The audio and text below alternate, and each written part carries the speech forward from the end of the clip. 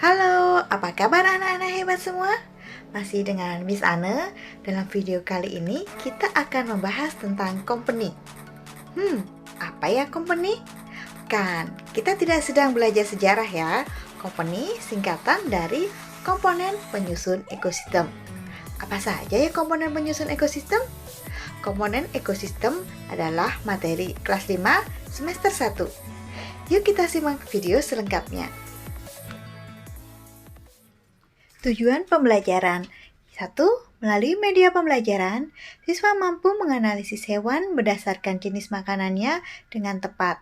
Yang kedua, melalui berdiskusi, siswa dapat mempresentasikan bagian hewan berdasarkan jenis makanannya dengan tepat.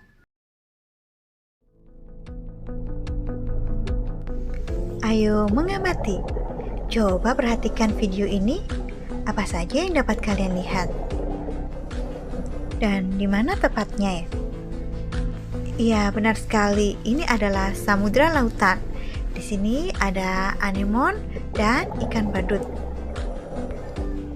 Apa yang terjadi jika lautan kotor dan tercemar ya? Laut, anemon, dan ikan badut merupakan hubungan yang saling mempengaruhi. Jika salah satu tidak berfungsi dengan baik, maka akan terpengaruh dengan spesies lainnya. Hubungan timbal balik antara makhluk hidup dan lingkungannya disebut dengan ekosistem. Mari kita cari tahu apa saja sih ekosistem itu. Ekosistem. Apa ya ekosistem itu? Ya, ekosistem adalah hubungan timbal balik antara makhluk hidup dan lingkungannya.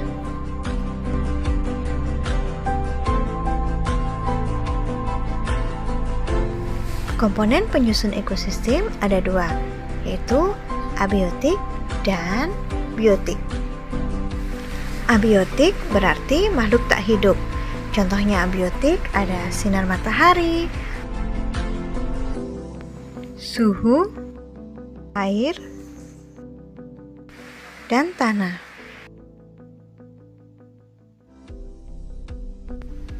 Biotik.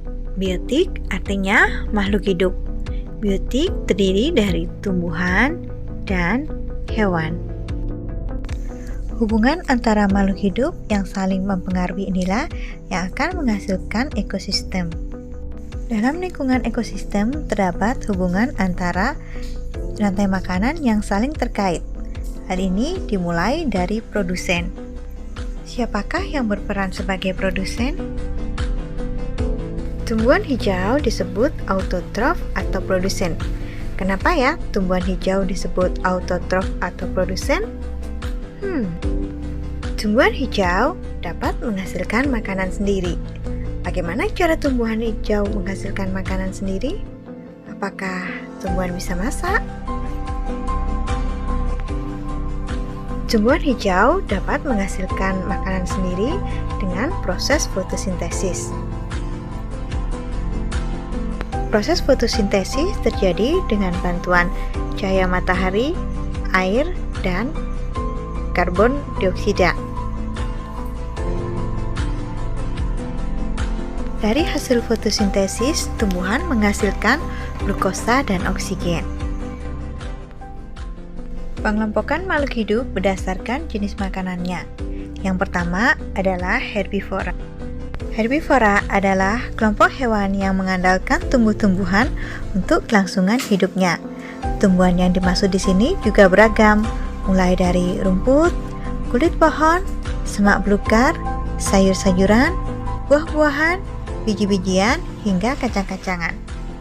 Ciri hewan herbivora tidak dilengkapi gigi taring, namun memiliki gigi seri untuk memotong makanan dan gigi geraham yang lebar untuk menghaluskannya. Berikut ini susunan gigi hewan herbivora. Susunan gigi hewan herbivora terdiri dari gigi seri, gigi geraham depan, dan gigi geraham belakang. Beberapa contoh kelompok hewan herbivora adalah sapi, kerbau, kelinci, tupai, dan lain-lain. Karnivora. Karnivora merupakan kelompok hewan yang hidup dengan mengkonsumsi daging. Untuk dapat makan daging buruannya, hewan karnivora dianugerahi dengan taring untuk mengoyak daging dan cakar untuk menyengkram mangsanya. Meskipun daging menjadi makanan pokoknya, ada juga sejumlah hewan karnivora yang memakan rumput. Namun, ini hanya terjadi pada kondisi tertentu. Misalnya, kucing makan rumput untuk membantu meredakan sembelit atau menghilangkan bulu yang tidak dapat dicerna perut. Beberapa contoh hewan karnivora antara lain singa, harimau, kucing, elang, buaya, dan masih banyak lainnya. Omnivora. Omnivora dijuluki pemakan segalanya. Pemakan segalanya dalam hal ini, kelompok hewan omnivora bisa makan daging ataupun tumbuhan. Kelompok hewan omnivora memiliki banyak keuntungan karena memiliki pilihan makanan yang lebih beragam. Ketika tumbuhan langka, kelompok ini bisa beralih ke daging-dagingan.